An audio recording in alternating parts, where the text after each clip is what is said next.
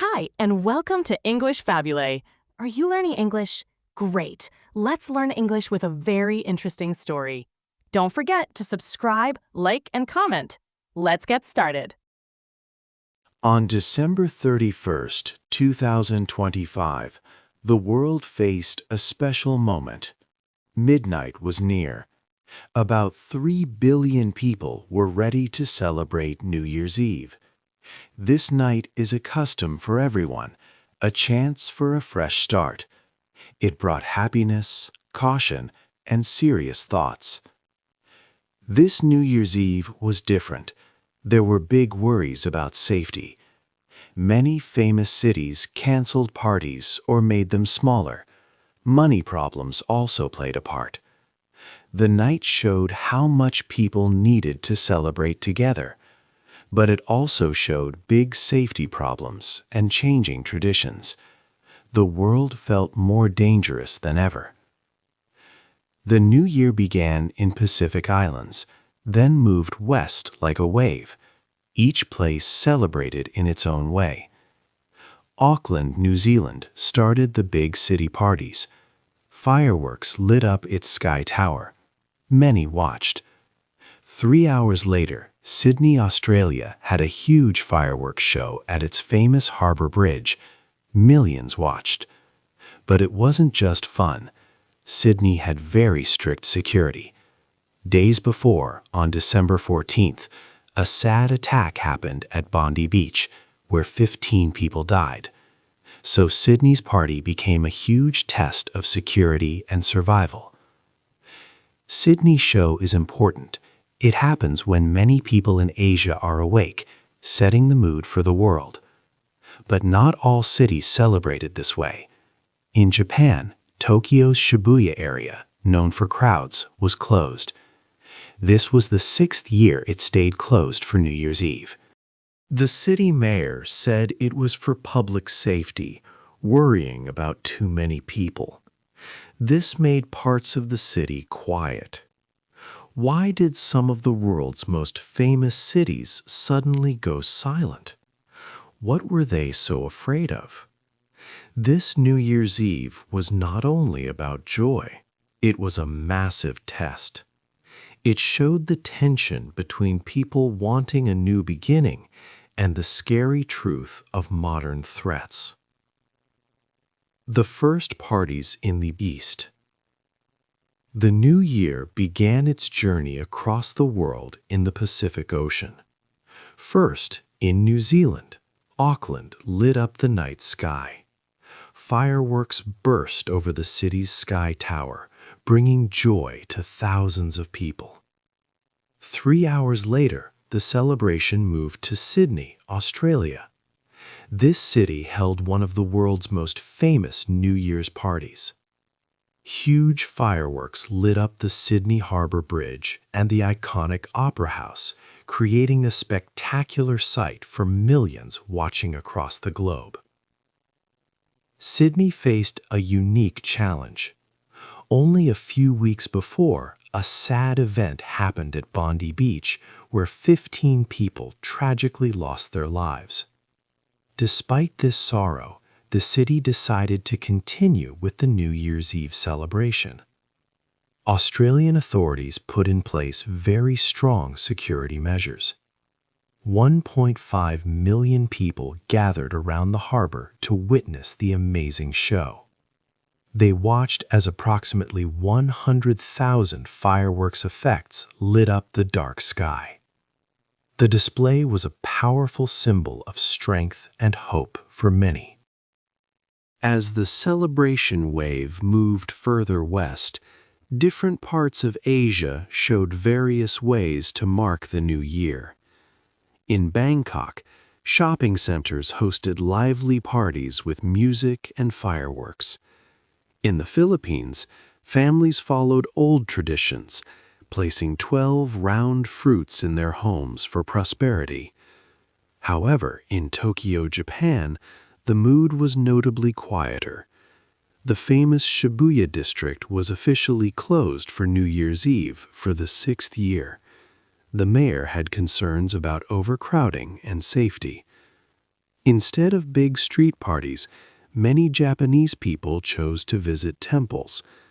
They listened as bells rang 108 times at midnight, each chime for an old desire. Meanwhile, far across the continents, in New York City, preparations were intense for its own massive party. Approximately 1 million people filled Times Square. This event featured one of the most extensive security operations in its history.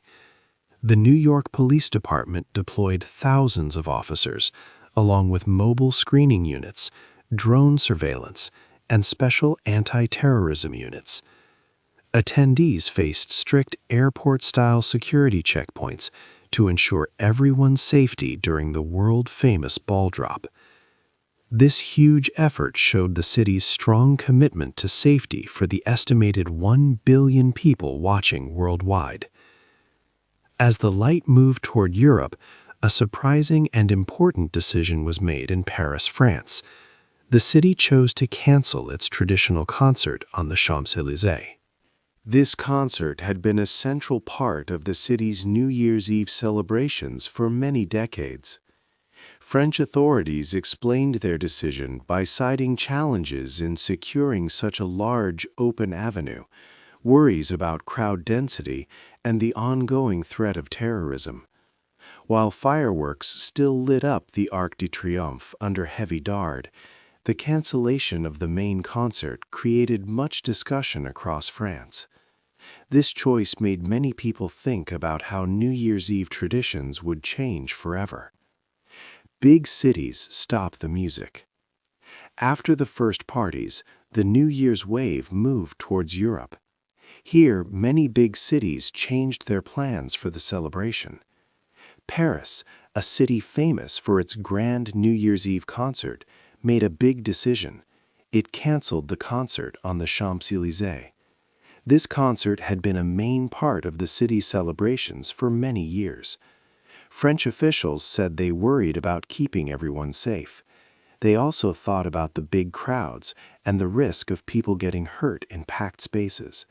They worried about other dangers too. Belgrade, another European capital, followed Paris's lead. The mayor of Belgrade decided to cancel all public New Year's Eve parties. He spoke about past problems with groups trying to get into concerts where many young people were. He wanted to protect children from such situations. These decisions showed a new way of thinking about safety in cities. It was called a security paradigm shift. Public squares, which were once open to everyone, now became like special, restricted areas. Cities like Berlin, for example, made its big party a ticketed event for the first time. Only 65,000 people could enter, and they had to stay in safe zones. This was a big change from when millions could join freely. Other cities, like Venice, did not cancel, but they stopped people from drinking alcohol in public places. They also banned things like pepper spray. This made many people wonder, is this the end of the democratic street party? Will New Year's Eve celebrations only be for those who can afford tickets or go through many security checks? In New York City, Times Square still held its famous celebration, but the security was very high. It felt like a fortress. Thousands of police officers were there. They used cameras on drones and special teams to check everything. People had to pass through checkpoints, like at an airport. Their bags were checked too.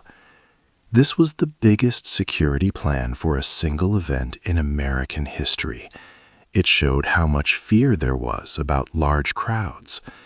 People remembered sad events, like the tragedy in Seoul in 2022, where many people died in a crowd accident. But even as some cities closed their doors, others chose a different path. They found old, unique ways to welcome the new year. These cities believed in ancient traditions and magic to send away bad luck from the past year. They hoped these old habits would bring them good fortune for the new year. Old habits surround the world. While some cities stopped parties, many people followed old customs for New Year's Eve. These traditions show a human need to make the next year better. People use sympathetic magic to ask for good luck and push away bad. Why do people in the Philippines love polka dots and round fruit?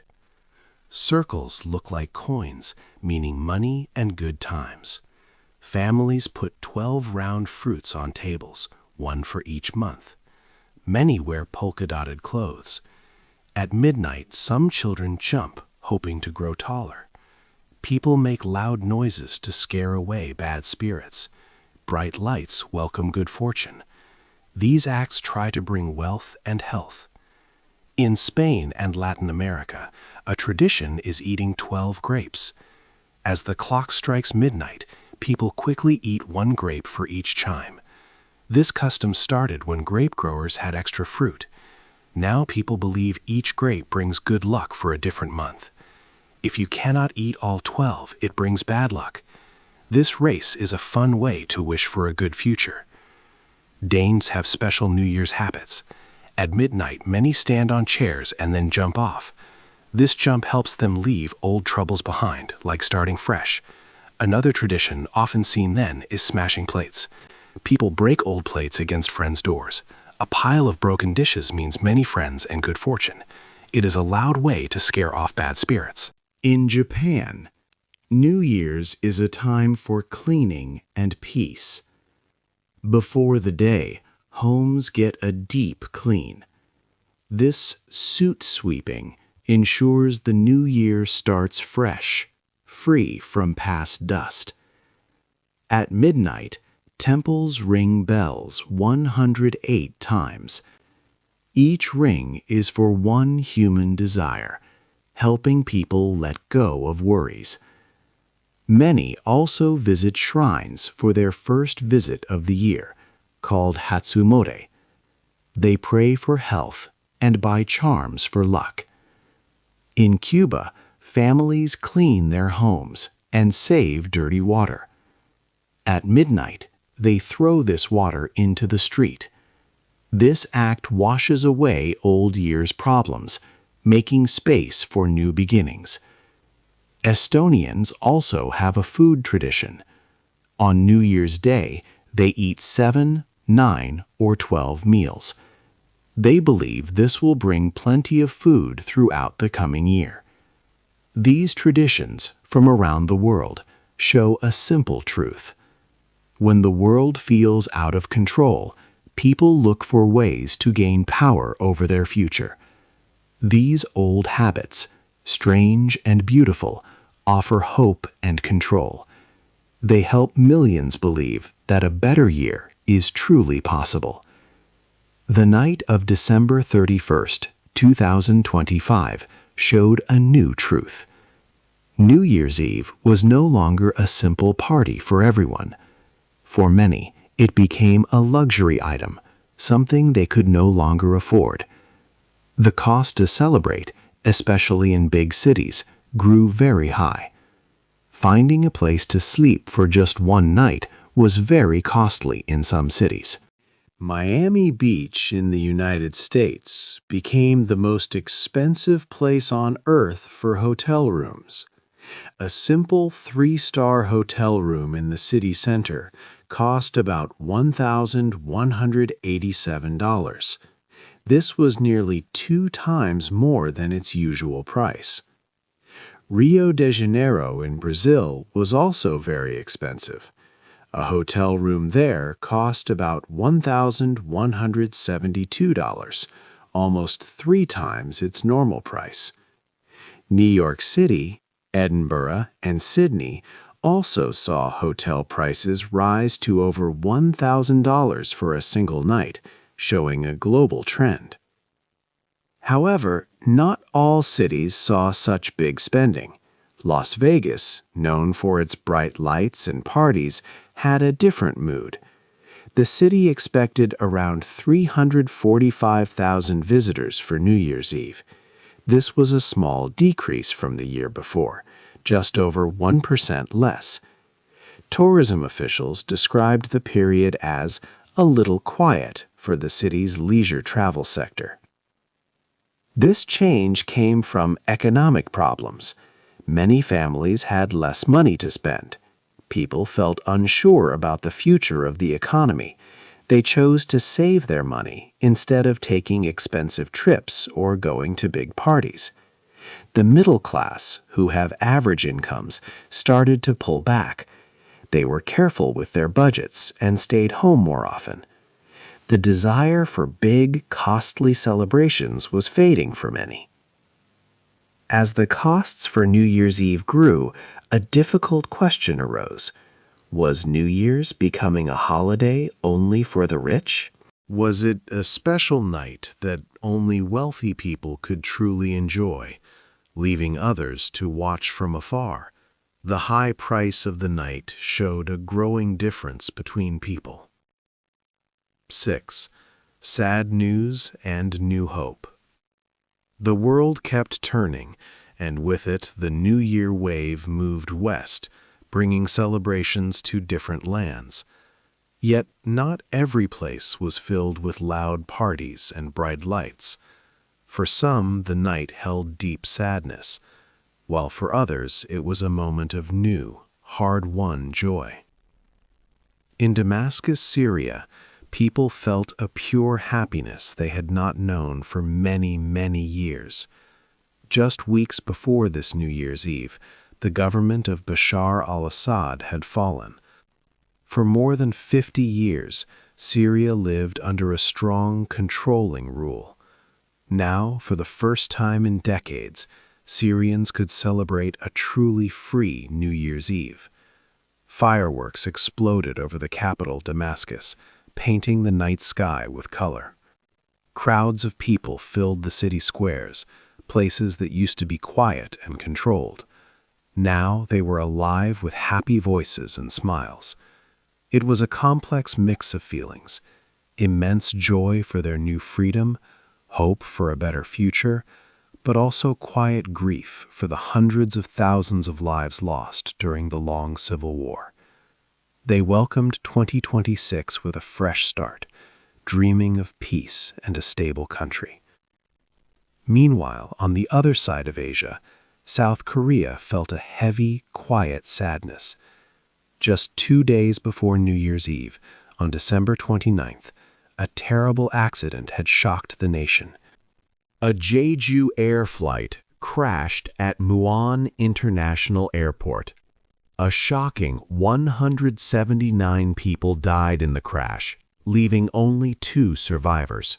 This was the deadliest plane accident in South Korean history, plunging the nation into deep collective grief. Because of this national tragedy, South Korea entered a period of official mourning. Many traditional New Year's Eve countdown events were either canceled completely or made much smaller. Instead of joyful celebrations, people gathered quietly. In Seoul, at the Bosengak Pavilion, the big bell was rung. This bell-ringing ceremony was usually a very festive event, but this year it became a memorial. People stood together, paying silent tribute and saying prayers for the victims and their families. It was difficult for the nation to think about a new year when so many families were still reeling from pain. The country had to mourn, yet the calendar still moved forward, creating a tension between deep sorrow and the need to mark time. This New Year's Eve showed the world 2 very different sides of human experience. One country found new hope and freedom after many years of conflict. Another faced sudden, great tragedy and had to find a way to remember its lost ones while still moving into the future. The world celebrated, but it also remembered its pain. It showed the amazing human strength to live through both pure joy and deep sorrow, side by side, as a new year began. This powerful mix of emotions created a haunting picture of human resilience, proving that even in the shadow of war and disaster, people hold on to hope and the strength to survive.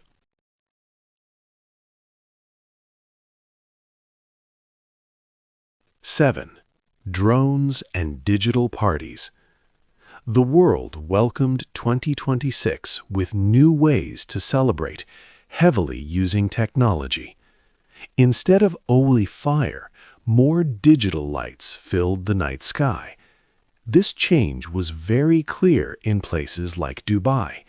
Its famous New Year's Eve party at the Burj Khalifa was a big example of this. This year, 1,000 drones flew high above the city. They created amazing three-dimensional shapes and spelled out bright messages for all to see. These drones worked together with traditional fireworks, making a truly grand and modern show. An estimated 2 million people watched this event in Dubai. This celebration showed how new technology could create huge, impressive parties and was a big investment for the city, proving its desire to be a top place for tourism. Beyond grand drone shows, many people celebrated in other digital ways. Live streams brought parties from around the world directly into people's homes. Social media allowed friends and families to share their own small celebrations, even when they were far apart. People could feel connected to the global New Year's Eve from their comfortable sofas, watching events unfold on their screens. But this new trend led to many questions. Can a show on a screen or a silent drone display ever truly replace the deep feeling of old fireworks? Can it bring the same soul to the night? Traditional fireworks have a unique, powerful magic. The loud booms shake the ground and can be felt in your chest. The smell of gunpowder fills the air, and people stand shoulder to shoulder in big crowds, feeling a shared sense of excitement and wonder. It is a very raw, physical, and emotional experience that connects people in a special way. New technology, like drones, offers clear benefits. It is often much cleaner. Drones produce less air pollution and create less noise, which is better for the environment and for animals. They do not leave chemical waste in the water. Because of these reasons, some countries, like the Netherlands, even started to discuss banning consumer fireworks completely. However, some people felt that these new shows, while beautiful, were less personal. They saw them as cold and very efficient, but without the warm, almost ancient human connection that comes from being part of a huge, noisy, and active crowd. They worried that something truly important was being lost in this shift. As the world moved into 2026, a significant question remained for everyone. If more and more celebrations become digital or watched from afar through screens, are we slowly losing our direct physical connection to one another? Are these new ways of celebrating making us more alone, even when we are watching the same sky and counting down together? 8. A new year for everyone. The year 2025 ended, and its New Year's Eve told us much about people and the world.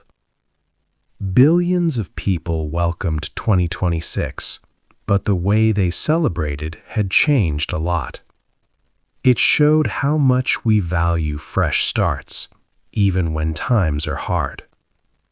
We saw a clear shift from big, open public parties to more controlled events.